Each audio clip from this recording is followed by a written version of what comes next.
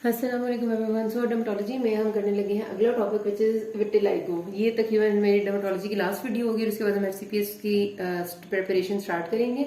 अच्छा, विटिलाइगो कहने को शायद इतना इंपॉर्टेंट उस तरह नहीं होता कभी कभार कि हम कहें कि हर दफा आता है, लेकिन कभी कभार ये लाजमी सिर्फ यही आ जाता है। जिस तरह जब मैंने फाइनल ईयर के एग्जाम दिए थे तो मुझे अच्छे से याद है कि एक क्वेश्चन आया था अर्टिकेरिया का और एक क्वेश्चन आया था विटिलाइगो का। या ऑस्पी में मेरे ख्याल है विटिलाइगो की पिक्चर थी और हमने बताना था और उसके बाद उसकी मैनेजमेंट और फीचर्स कुछ लिखना था।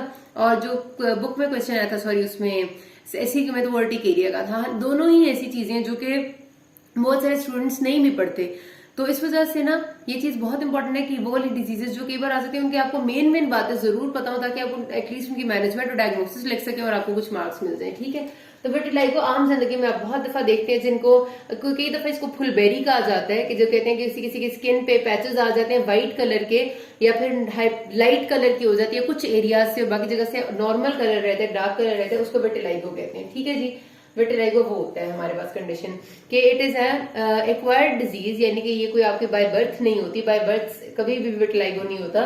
It is an acquired disease of hypopigmentation of skin of certain areas. ठीक है, अब इसमें अभी तक ये बात क्लियर नहीं है कि क्यों ऐसा होता है कि कुछ एरियाज इन्वॉल्व होते हैं, कुछ एरियाज खुद ब खुद रह जाते हैं। इस बारे में किसी को कोई अंदाजा नहीं है।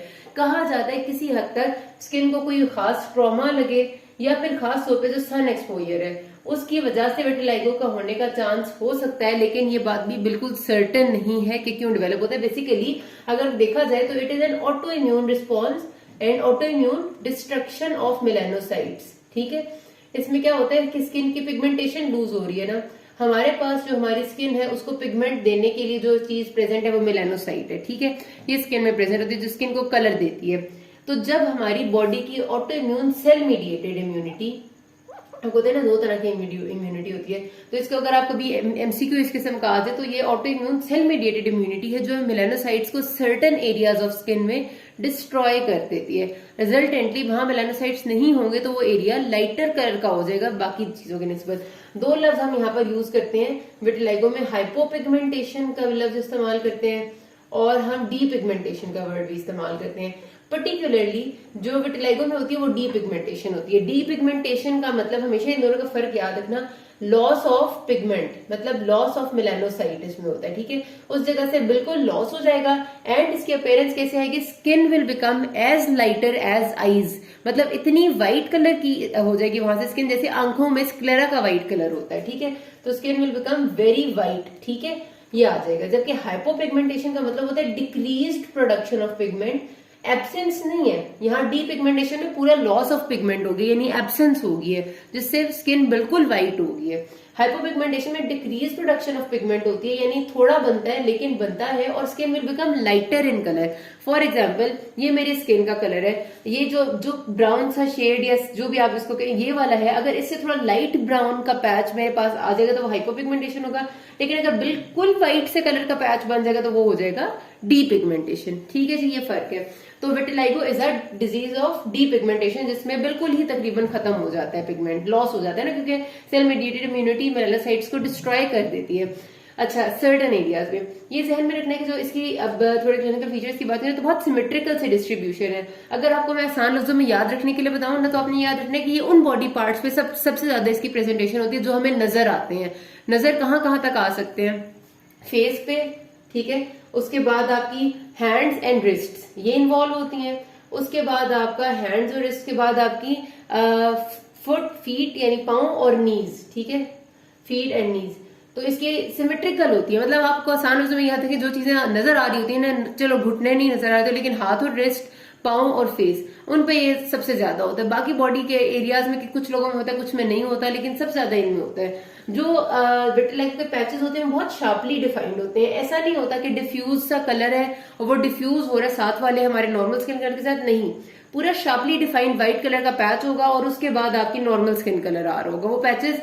और तीसरी ये बहुत इंपॉर्टेंट जगह, ऑरिफिसेस ऑफ आवर बॉडी, उनके इर्द गिर्द लाजमी होता है, यानी लिप्स के अराउंड हो गया, ईयर्स के अराउंड हो गया, आईज के अराउंड हो गया, और फिर जो आपके बाकी इंटरनल ऑरिफिसेस हैं, इंटरनल से मुराद मतलब जो नीचे जेनिटल ऑरिफिसेस हैं और बाकी एनल ऑरिफिस उसके गिर्द, तो ऑरिफिसेस ऑफ बॉडी के गिर्द भी ये बहुत कॉमनली होती है। ठीक है, शार्पली डिफाइंड पैचेस होते हैं, इसके फीचर है, क्लिनिकल फीचर है बिल्कुल इंपॉर्टेंट वाला।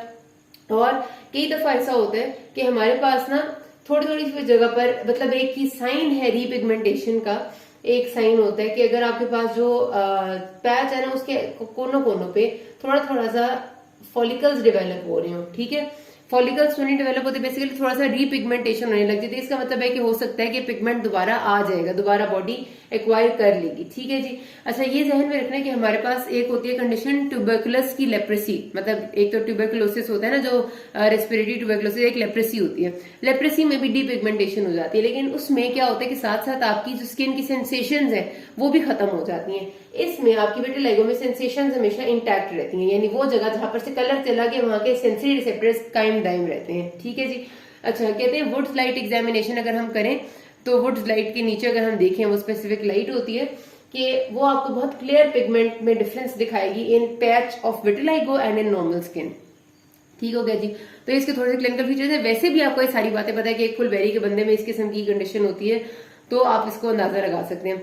तो ये लोग क्या कहते हैं कि अगर हम प्रोग्नोस्टिक फैक्टर्स की बात करें ना, इस पे एमसीक्यू आता होता है, तो ये आपने याद रखना है। Prognostic factor, presence of leukotrichia. Leukotrichia क्या होता है कि अगर आपका जो पिगमेंटेड पैच है उसमें छोटे छोटे व्हाइट कलर के बाल निकल रहे, मतलब उतने बड़े बाल नहीं जितने सर पे होते हैं, जो हमारी बॉडी हेयर्स है ना जो बहुत छोटे होते हैं, which are not easily visible, उस तरह के छोटे छोटे व्हाइट कलर के बाल अगर पिगमेंट्री पैच में निकल आए ना, तो वो उसको ल्यूकोट्रीशिया कहते हैं। और presence of leukotrichia and along with that presence of trichrome pattern. Tri का मतलब है थ्री, क्रोम का मतलब है कलर, तीन रंगों का पैटर्न। तीन रंग कौन से होते हैं? एक रंग है आपका स्किन का नॉर्मल कलर, एक है आपका विटिलिगो का डी पिगमेंटेड पैच जो बिल्कुल व्हाइट कलर का है, और एक है कुछ एरियाज होने लग जाते हैं लाइट कलर के हाइपोपिगमेंटेड, ठीक है। तो ये दोनों चीजें is a good prognostic factor के हो सकता है इन फ्यूचर रीपिगमेंटेशन हो जाएगी, ठीक है। समझ रहे हैं मेरी बात को? तीन चीजें, नॉर्मल स्किन कलर, डीपिगमेंटेशन के patches, along with some lighter coloured hypopigmented patches, ये तीनों चीजें along with hairs in that area of pigmented depigmented patch leukotrichia, ये important and good prognostic factors हैं। मैनेजमेंट इसकी क्या होती है? वैसे तो जहां तक देखा जाए हम उन लोगों को कहते हैं कि अगर किसी को बहुत ज्यादा कॉस्मेटिक इशू होता है, इसमें कोई पेन नहीं है, कुछ भी नहीं, कॉस्मेटिक इशू ही है, तो अगर ऐसे लोग सन एक्सपोजर से बचने की कोशिश करें, कि सन एक्सपोजर ना ये चीज इनहेंस कर सकता है, तो इस वजह से सन एक्सपोजर कम से कम करें। किस तरह से? एक तो बाहर धूप में कम निकले, और अगर निकलना मजबूरी है तो आप अपने सन ब्लॉक्स इस्तेमाल करेंगे।